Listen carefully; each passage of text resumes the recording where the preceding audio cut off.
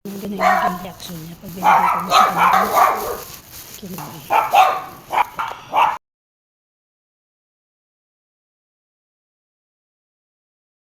May bibigyan ko sa'yo. Oo, ano?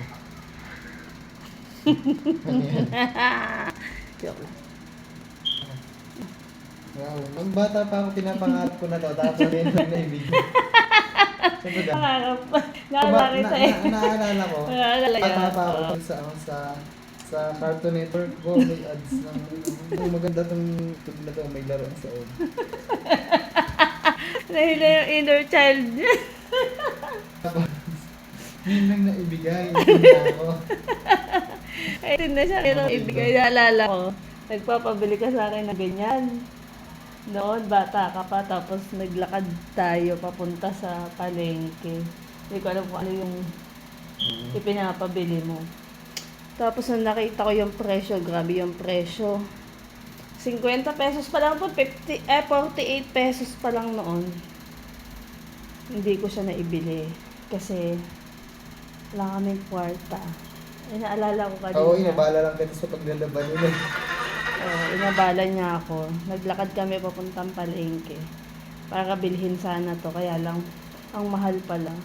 Hanggang ngayon, ang hinayang ko sa presyo eh. Magkano na ngayon? 58. Almost 60 pesos na siya. Parang may denomination siya. Denomination. 3 plus.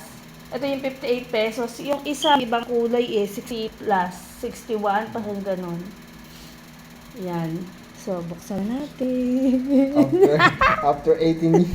After 80 years, ngayon lang nabigay ang kanyang Kinder Joy. Kinder pa siya. Oh. Ilang taon na yun. Naging masaya si Kuya Isaac sa Kinder Joy. Ayan, Kinder Joy mo.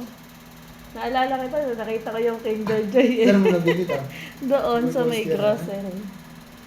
Tapos ko to, syempre. Papakita mo. Ayan. Hindi na siya exciting i-unbox. Syempre, hindi ka na bata eh.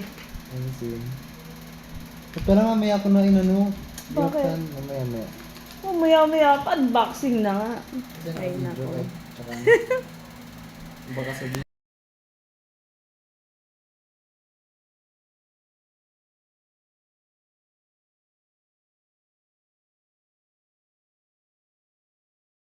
Enjoy ko na yung laruan. Saan yung laruan?